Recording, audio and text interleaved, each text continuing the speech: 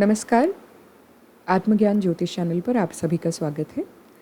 आज हम बात कर रहे हैं सूर्यदेव के गोचर का, जो अभी मीन राशि में थे और अब 14 अप्रैल 2023 को मीन राशि से मेष राशि में वो गोचर करने वाले हैं। ग्रहों के राजा हैं सूर्य, तो उनके परिवर्तन से बहुत सारी चीज़ें जीवन में बदलती हैं। चूँकि इस बार सूर्यदेव अपने मित्र राशि में आ रहे हैं, मेष राशि उनकी मित्र राशि हैं, उनमें वो गोचर करेंगे, तो बहुत अच्छा माना गया है सूर्यदेव का अपनी मित्र राशि में होना, मेष राशि में होना। पर जो सबसे इम्पॉर्टेंट चीज़ हम यहाँ पे आपको बता रहे हैं वो ये है कि अभी राहु ऑलरेडी मेष राशि में है और सूर्य और राहु की जब युति होती है तो वो ग्रहण योग बनाते हैं। तो ऐसी स्थिति में सूर्यदेव जितना अपना जो एक पॉजिटिव जो प्रभाव छोड़ सकते थे, दे सकते थे आपके जीवन में, वो कहीं ना कहीं कम होगा। अब इसके लिए कुछ ऐसे उपाय हैं जो आप लोग कीजिए। उन उपायों से बहुत सारी चीज़ें आप गोचर में जो हैं वो चेंज देख सकते हैं और पॉजिटिव रिजल्ट आपको उनका मिल सकता है। मेष राशि की हम बात करते हैं सबसे पहले। तो मेष राशि में ही ये अभी जो है ग्रहण योग लग रहा है, लग्न में बनने जा रहा है और इस युति के कारण आपका कहीं ना कहीं अगर बिजनेस में आप हैं तो उसमें आपको पार्टनर अगर हैं तो उनके साथ आपकी अनबन हो सकती है, तो आप संभल के रहिए। आपकी हस्बैंड वाइफ के साथ हो सकता है पहले से ऑलरेडी, क्योंकि राहु बैठे हैं लग्न में, तो कहीं ना कहीं आपके ऑलरेडी कुछ ना कुछ आपके अप्स एंड डाउन्स चल रहे हैं मेष लग्न के लोगों की ज़िंदगी में। और अब क्योंकि सूर्यदेव आके जो ग्रहण योग बन रहा है आपकी राशि में, तो उससे थोड़ी बहुत परेशानियां बढ़ सकती हैं। तो आपके लिए अच्छा है कि अगर परेशानियों का योग बन रहा है तो थोड़ा सा संभल के रहिए, अपनी वाणी पर संयम रखें आप इस स्थिति में। और सरकारी क्षेत्र से आपको लाभ हो सकता है। राजनीति से अगर जुड़े लोग हैं और आपकी मेष लग्न की कुंडली है तो आपको उसमें जो है वो फ़ायदा हो सकता है, फ़ायदा मिल सकता है आपको। देखिए, इसमें अगर आपको इस काल को अच्छे से निकालना है तो सबसे इम्पोर्टेंट चीज़ जो है वो ये है कि आप सुबह उठकर सूर्यदेव को बल दें, यानी कि सूर्यदेव को जल चढ़ाएं। अगर आप ऐसा करते हैं तो आपको जो भी नेगेटिव मैंने बातें बताई हैं वो कम हो जाएंगी चीज़ें। अब हम वृषभ राशि की बात करते हैं। वृषभ लग्न के जो लोग हैं उनके जीवन में क्या प्रभाव होगा सूर्यदेव का। देखिए, आपकी लग्न के हिसाब से 12वें भाव में सूर्य जो है वो गोचर करने वाले हैं। तो ऐसी स्थिति में, क्योंकि व्यय का स्थान होता है, आपको मानसिक कलेश रह सकता है, आपकी यात्रा हो सकती है, लेकिन वो यात्राएं भी आपकी जो है वो बहुत खर्चा करवाने वाली होंगी, आपके बहुत खर्चा हो सकते हैं। कोशिश करें, अगर यात्रा बहुत इम्पॉर्टेंट नहीं है तो इस समय पे उन यात्राओं को आप टाल दें। अदरवाइज़ आप यात्रा करते भी हैं तो वो बहुत अच्छी आपकी यात्रा सफल नहीं होंगी, और होती भी हैं तो कहीं ना कहीं आपको तनाव रहेगा और आपको अपनी हेल्थ का भी ध्यान रखना है इस बीच में। अब हम मिथुन राशि की बात करें। यदि मिथुन जो लग्न है उसमें सूर्यदेव की क्या स्थिति बन रही है, तो मिथुन लग्न के लोगों की कुंडली में एकादश भाव में सूर्यदेव आएंगे और क्योंकि वो लाभ का भाव है तो आपको लाभ बहुत होगा, नो डाउट लाभ अच्छा होगा। आपको गवर्नमेंट यानी कि सेंट्रल गवर्नमेंट से संबंधित कोई आपके काम है, कोई परीक्षा वगैरह है, उसमें आपको जो है अच्छा रिस्पांस मिल सकता है। हो सकता है आपका हो जाए, उसमें एग्ज़ाम आपने दिया हो, आपको जॉब लग जाए, तो सेंट्रल गवर्नमेंट से संबंधित आपके काम बन सकते हैं और आपको पैसा मिलने की जो है संभावना बहुत है। तो मिथुन राशि के लिए ये गोचर बहुत अच्छा होगा, बशर्ते आप, और मिथुन लग्न के लोगों के लिए भी अच्छा होगा, बशर्ते आप जो हैं वो शिव जी की पूजा ज़रूर करें राहु को नियंत्रण में रखने के लिए, और सूर्यदेव को जल दें इस गोचर में, तो आपका ये गोचर बहुत उत्तम रहेगा। अब हम कर्क राशि की बात करें तो आपकी कुंडली के से अगर कर्क राशि से हम देखें तो दशम भाव में, यानी कि आपके कर्म भाव में जो है सूर्यदेव आने वाले हैं।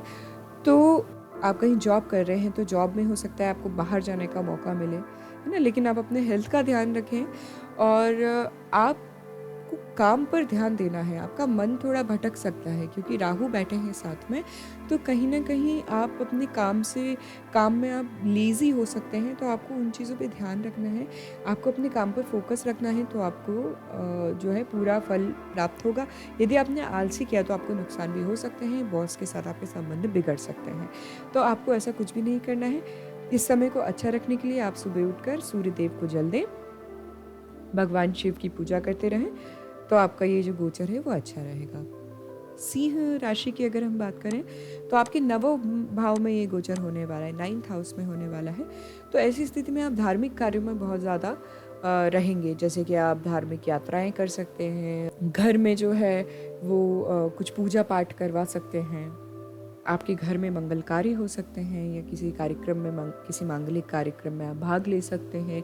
पिता के साथ थोड़े बहुत आपकी जो है अनबन हो सकती है पिता के साथ, और कंपनी में आपके बॉस के साथ भी आपको थोड़ा सा टेंशन हो सकता है। तो आपको, यदि आप चाहते हैं कि ये गोचर आपका अच्छा रहे, तो आप सबसे इम्पॉर्टेंट है कि अपने पिता का सम्मान करें, पिता का अपमान ना करें। यदि आप पिता का सम्मान करते हैं और सूर्य देव को जल देते हैं तो आपका ये गोचर अच्छा रहेगा। अब कन्या की हम बात करते हैं।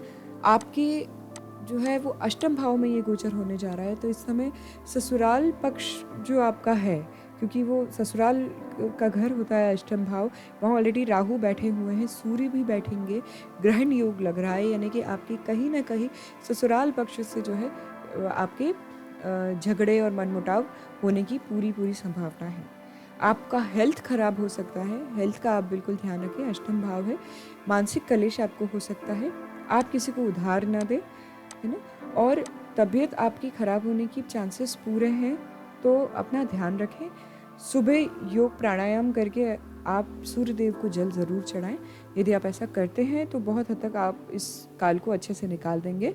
दूसरा, आप भगवान शिव की आराधना ज़रूर करें, और हर रविवार को, अगर पूरे महीने नहीं हो पाता है तो कम से कम हर रविवार को आप आदित्य हृदय स्तोत्र का पाठ सूर्यदेव को जल देने के बाद आसन पर बैठकर आदित्य हृदय स्तोत्र का पाठ ज़रूर करें, तो उससे आपके जीवन में बहुत अच्छी चीज़ें आपको देखने को मिलेंगी इस गोचर काल में। अब हम तुला की बात करें, यदि तुला राशि की, तो आपकी राशि में ये जो गोचर है वो सप्तम भाव में होने जा रहा है। तो क्योंकि सब 7th हाउस में हो रहा है ये गोचर, तो कहीं ना कहीं आपके जो आपके हस्बैंड हैं या आपकी वाइफ है, उनके साथ आपके संबंध खराब होने की संभावना पूरी है। ऑलरेडी तुला राशि की कुछ बहुत अच्छा नहीं चल रहा है। पार्टनर की अगर हम बात करें, या तो अगर अच्छा चल भी रहा है तो आप उनसे दूर हैं, चाह के भी आप उनके आसपास नहीं, मतलब पास नहीं रह पा रहे होंगे, आप उनसे दूर होंगे। लेकिन अगर आप, मैं स्पेशली अगर लग्न की बात करूं, तुला लग्न के लोगों के साथ ऐसा ज़रूर हो रहा होगा, तो आप इस बात का ध्यान रखें कि आप अपने पार्टनर के साथ अच्छा व्यवहार करें, उनके साथ झगड़ा न करें, इस समय को टालें, नहीं तो स्थितियाँ बिगड़ सकती हैं आगे आने वाले समय में, और ये समय बहुत ख़राब सिद्ध हो सकता है। परिवार में भी आपके झगड़े लड़ाई हो सकते हैं, कलह हो सकती है, परिवार के कारण आप अपने पार्टनर से लड़ाई कर सकते हैं। तो इन चीज़ों के लिए आप बिल्कुल, आपको जो है वो अपने आप पर कंट्रोल रखना है, गुस्सा नहीं करना है। टेंशन बहुत हो सकता है आपको, और यदि आप बिज़नेस कर रहे हैं किसी के साथ पार्टनरशिप में, तो इस समय को आप निकाल दें, क्योंकि ये ग्रहण योग है, साथ में चांडाल योग का निर्माण होता है। इसके कारण आपको अभी पूरे 1 महीने जो है 22 अप्रैल से लेकर, उसमें आपको बहुत सावधान रहने की ज़रूरत है। किसी के साथ बिज़नेस कर रहे हैं पार्टनरशिप में, अभी इस टाइम को अगर आप टाल सकते हैं तो टाल दें। पार्टनरशिप में ऑलरेडी हैं तो भी झगड़े लड़ाई से बचें, कोशिश करें समझने की और सामने वाले को समझाने की। किसी भी तरीके से शक न करें, आपका दिमाग आपको हो सकता है कुछ शक करवाए आपसे, आपको ऐसा लगे कि नहीं सामने वाला मेरे साथ धोखा कर रहा है, इस तरह की चीज़ें हों। शांति से बैठ के उस पर बात करें, इस तरह की कोई हरकत ना करें जिससे आपको आगे परेशानियों का सामना करना पड़े। देखिए, इस समय में यदि आप चाहते हैं कि आपका ये गोचर अच्छा रहे, तो आप सबसे पहले जो इम्पोर्टेंट चीज़ है वो आप ये करें कि आप इस पूरे गोचर काल में केसर का तिलक लगाएं, और उसी केसर को अपने दोनों कानों पे लगाएं। उसके अलावा आप सूर्य देव को जल दें, और भगवान शिव की आप पूजा कर सकते हैं। नहीं रोज़ तो आप सोमवार को जाके भगवान शिव को जल ज़रूर चढ़ाएं, पर अगर आप रोज़ कर सकते हो तो घर की शिवलिंग पे रोज़ जल डालें। लेकिन सोमवार को आप इस महीने में सोमवार को कम से कम आप जो है वो शिवालय ज़रूर जाएं, भगवान के दर्शन ज़रूर करें। वृश्चिक की बात करें हम, वृश्चिक लग्न के हिसाब से अगर देखें तो आपके 6ठे भाव में हो रहा है, तो इस हिसाब से जो है कहीं ना कहीं आपके शत्रु आएंगे, लेकिन आप उन पर विजय प्राप्त करेंगे, शत्रुओं को दबा कर रखेंगे, शत्रु पर हावी रहेंगे। तो ये गोचर काल जो है वृश्चिक राशि के लिए अच्छा है, वृश्चिक लग्न के लोगों के लिए भी अच्छा है। आपको परिवार का भी, अपनी फैमिली का भी सपोर्ट होगा और आप अपने परिवार वालों से लड़ाई झगड़ा करने से बचाएं, उनके साथ अच्छे से रहें, उनके आशीर्वाद से आपके सारे काम बनेंगे। सेहत आपकी थोड़ी गड़बड़ हो सकती है तो उसका आप ध्यान रखें। आप भगवान सूर्य को जल दें, आदित्य हृदय स्तोत्र का पाठ करें, तो आपका जो गोचर काल है वो बहुत अच्छा और अच्छा हो जाएगा। अब हम धनु की बात करें, यदि धनु राशि से ये जो गोचर है वो पंचम भाव में होने जा रहा है, तो इस समय आपको कहीं ना कहीं, क्योंकि पंचम भाव है, कहीं अगर आप स्टूडेंट हैं तो स्टूडेंट्स को पढ़ाई में जो है मन नहीं लगेगा, है ना। और अगर आप लव अफेयर में आप हैं तो आपके जो है रिश्ते गड़बड़ हो सकते हैं। आप किसी के साथ अफेयर में हैं, आपका रिलेशनशिप में है, तो आपको जो है वो धोखा भी मिल सकता है इस गोचर काल में। तो आपको शक नहीं करना है, आगे होकर लड़ाई नहीं करना है। हो सकता है सामने वाला धोखा नहीं दे रहा हो, लेकिन आपका मन आपको ऐसा करेगा कि आप सामने वाले से लड़ाई करें। तो आपको इस तरीके की कोई हरकत नहीं करना है जिससे आप सामने वाले से लड़ाई झगड़ा करें। इस गोचर काल को आप आराम से निकाल दें। कोई भी फैसला लें इस वक्त, चाहे वो लव अफेयर से संबंधित हो या किसी भी तरीके का कोई ज़िंदगी का बड़ा फैसला हो, तो वो अभी मत लें। ये 1 महीना निकल जाने दें। इस 1 महीने में आपको सब समझ में आ जाएगी कौन कितना पानी में है। उसके बाद आप जो है अपने जीवन का फैसला ले सकते हैं। किसी पे आंख बंद करके आपको भरोसा बिल्कुल नहीं करना है। आपको धोखे की संभावना इस वक्त हो सकती है किसी भी तरीके की, चाहे आप बिजनेस में हो या कहीं पर भी हो। दूसरा ये कि आपको मानसिक कलेश रहेगा, पढ़ाई में मन नहीं लगेगा, जैसा मैंने बताया। मानसिक कलेश अगर आपको हो रहा है तो आप एक बात का ध्यान रखें, धनु राशि वाले और धनु लग्न के लोग भी, कि यदि आपको मानसिक कलेश हो रहा है तो इस वक्त आप किसी भी व्यक्ति से झगड़ा करने की जगह भगवान की इच्छा समझ के इस गोचर काल को कुछ भी करके आप निकाल दें। और मानसिक कलेश से अगर मुक्ति पाना चाहते हैं तो भगवान शिव की आराधना करें, शिवालय में जाके भगवान को जल चढ़ाएं।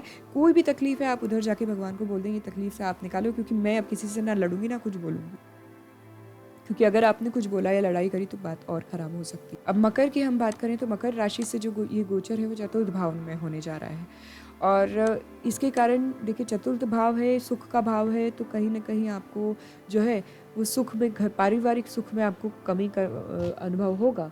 पारिवारिक सुख में कमी के साथ साथ आपको कलह का भी सामना करना पड़ सकता है।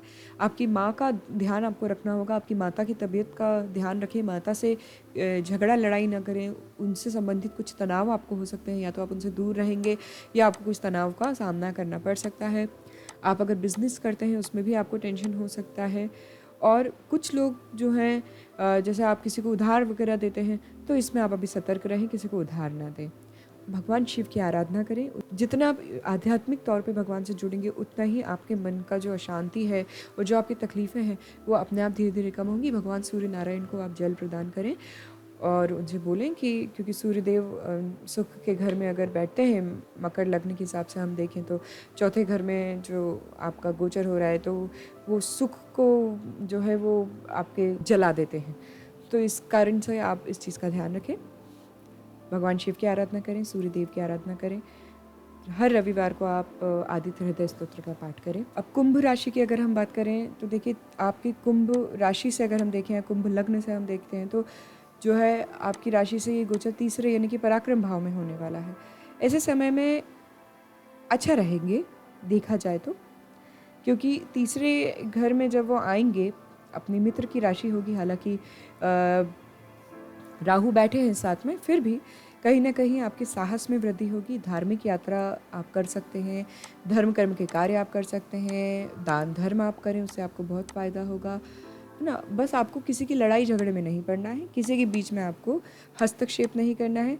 जिसको जैसा रहना है आप रहने दें। अगर आपने किसी की जीवन में हस्तक्षेप करने की कोशिश करी या किसी के मसले में बीच में पैर फंसाने की कोशिश करी तो आपको परेशानियों का सामना करना पड़ सकता है। अब यदि मीन राशि की हम बात करें तो मीन राशि से ये गोचर द्वितीय भाव में होने जा रहा है। इस समय आपको द्वितीय भाव है, वाणी का भाव है, आपको अपने वाणी पर नियंत्रण रखना है। अगर आपने कुछ भी उल्टा सीधा करा तो आपके आगे आने वाले समय के लिए काम बिगड़ेंगे। तो आपको अपने ऊपर बहुत संयम रखना है, गुस्से को कंट्रोल में रखें। ज़्यादा गुस्सा आता है तो प्राणायाम करें आप, और भगवान सूर्य की आराधना करें। उनसे कहें भगवान शिव की आराधना करें या भगवान नारायण की आराधना करें। जिनको भी आप मानते हैं, भगवान हरि हर एक ही हैं, आप उनकी आराधना करें, क्योंकि आपके जो वाणी है उस पे आपको नियंत्रण करना बहुत ज़रूरी है। आपका जो सेविंग्स है वो भी ख़त्म हो सकती हैं। आपके सेविंग के जो पैसे हैं वो भी हो सकता है इस बार कम हो सकता है आप अपनी सेविंग निकाल दें। तो अगर ऐसे कोई आपको लग रहा है कि अननेसेसरली आप अपनी सेविंग को, या आपका कोई काम है उसको नहीं निकालना है, तो आप मत करें हो, क्योंकि फिर बाद में आपको पछतावा हो सकता है, क्योंकि आपके धन की हानि होने के योग बनते हैं। इसके लिए आप भगवान सूर्य नारायण की उपासना करें। आदित्य हृदय स्तोत्र का हर संडे जो है वो पाठ करें। तो आज की ये वीडियो देखने के लिए धन्यवाद। हमने आपको उपाय भी बताए हैं हर राशि के साथ में। यदि आप ज्योतिषीय सलाह चाहते हैं किसी भी तरीके की, तो हमारे व्हाट्सएप नंबर पे आप हमसे संपर्क कर सकते हैं। हम उसके चार्जेस आपको व्हाट्सएप पर ही बता देंगे। अगर आपको लगता है तो आप आगे हमसे बात कर सकते हैं।